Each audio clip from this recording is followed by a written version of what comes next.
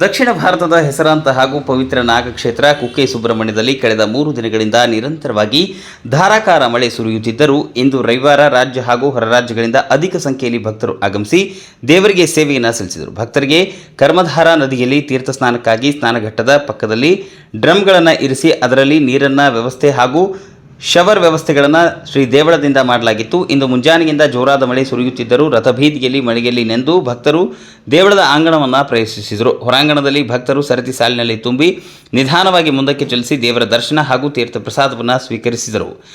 ಮಧ್ಯಾಹ್ನದ ಭೋಜನದ ವ್ಯವಸ್ಥೆಯನ್ನು ಶ್ರೀ ಧವಳೇಶ್ವರ ಷಣ್ಮುಖ ಪ್ರಸಾದ ಭೋಜನ ಶಾಲೆ ಹಾಗೂ ಆದಿಸುಬ್ರಹ್ಮಣ್ಯದ ಭೋಜನ ಶಾಲೆಯಲ್ಲಿ ವ್ಯವಸ್ಥೆಗೊಳಿಸಲಾಗಿತ್ತು.